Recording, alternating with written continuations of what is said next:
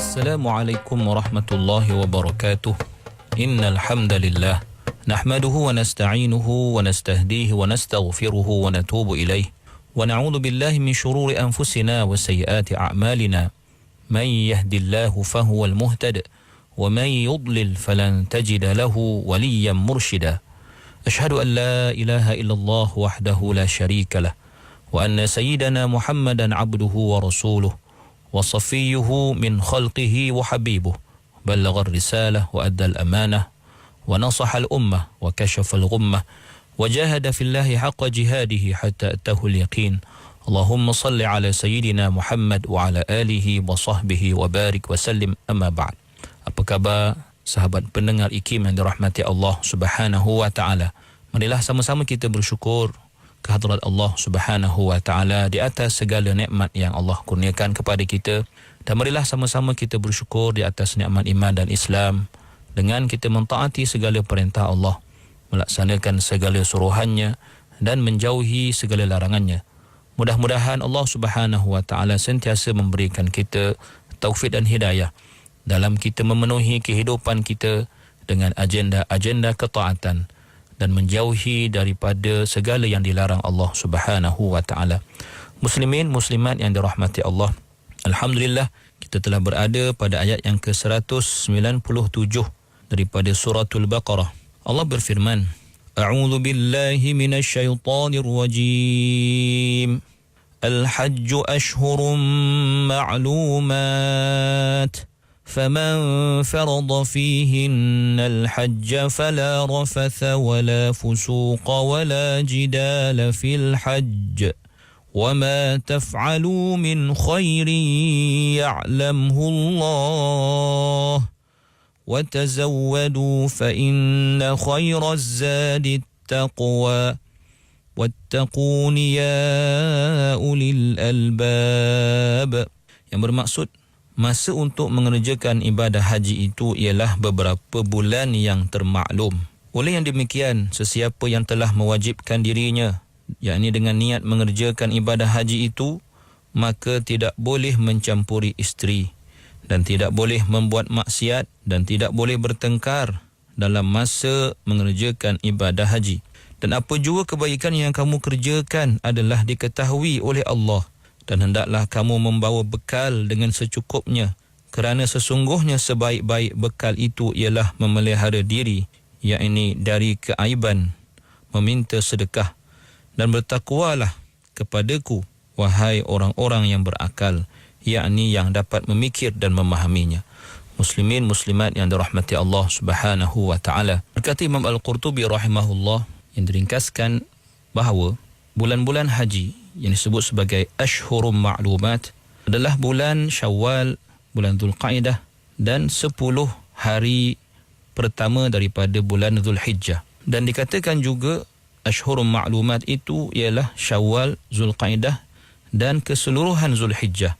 Dan Allah Subhanahu wa taala menggambarkan bulan-bulan ini sebagai ma'lumat, iaitu yang dimaklumi, yang diketahui, kerana orang Arab dahulu kala sangat mengetahui bulan-bulan haji pada setiap tahun sejak daripada zaman Nabi Ibrahim AS.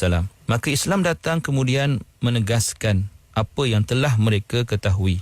Ataupun dimaksudkan juga dengan maklumat, membawa maksud sesuatu yang ditentukan masanya dengan tempoh tertentu, yang tidak boleh didahulukan maupun dilewatkan. Kemudian Allah berfirman, فَمَنْ فَرَضَ فِيهِنَّ الْحَجَّ فَلَا رَفَثَ وَلَا فُسُوقَ وَلَا جِدَالَ فِي الْحَجِّ.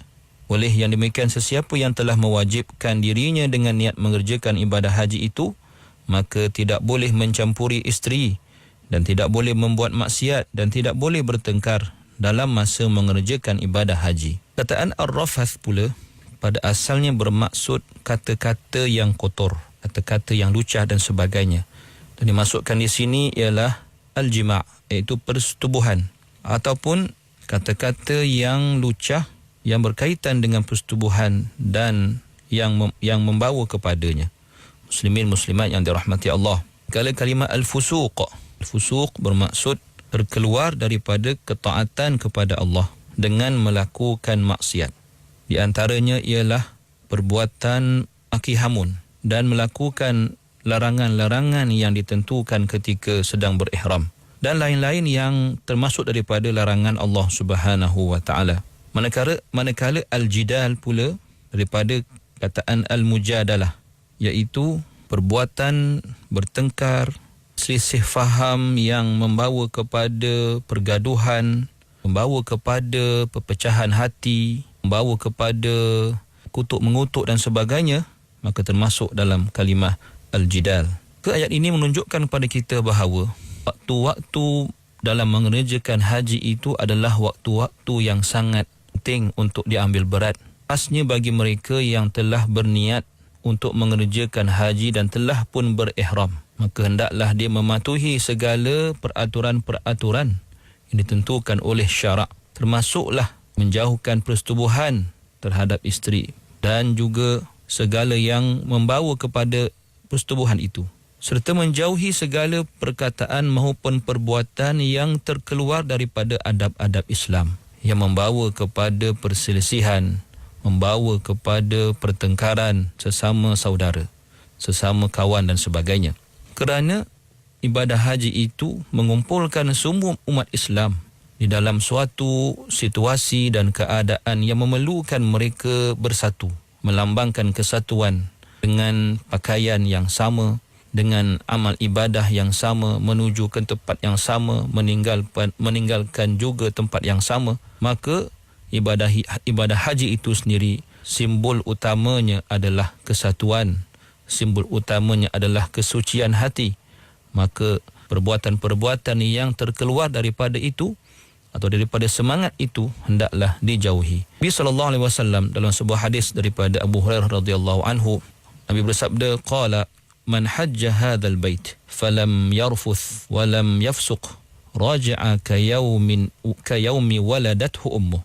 Yang bermaksud barang siapa yang mengerjakan haji di Baitullah dan dia tidak berkata-kata yang kotor dan tidak melakukan perkara-perkara yang fasik, maka dia pulang setelah mengerjakan haji seumpama hari dia dilahirkan oleh ibunya. Muslimin muslimat yang dirahmati Allah.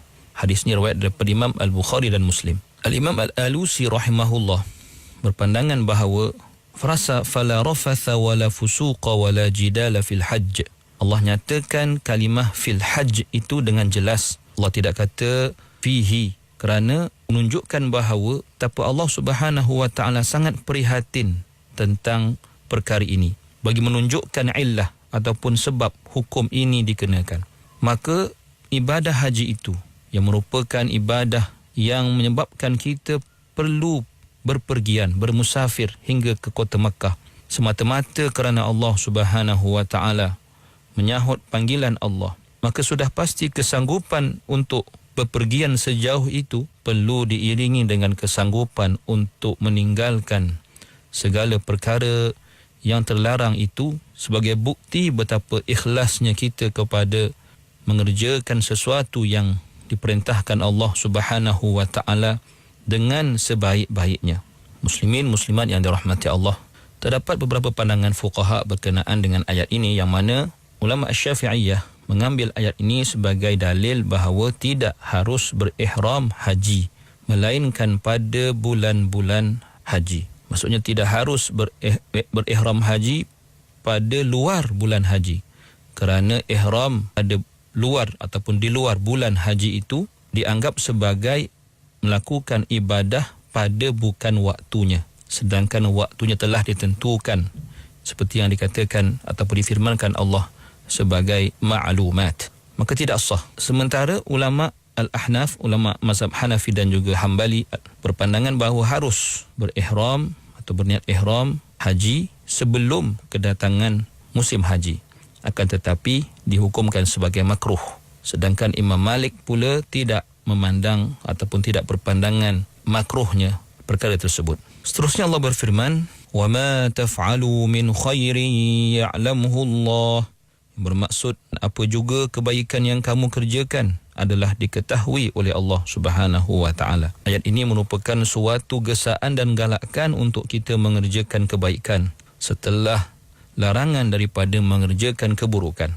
Bermaksud Allah menghendaki kepada kita, tinggalkanlah kamu perkataan-perkataan dan perbuatan-perbuatan yang buruk dan bersegeralah kamu mengerjakan amal-amal soleh, khususnya pada masa yang mulia itu dan tempat yang suci itu.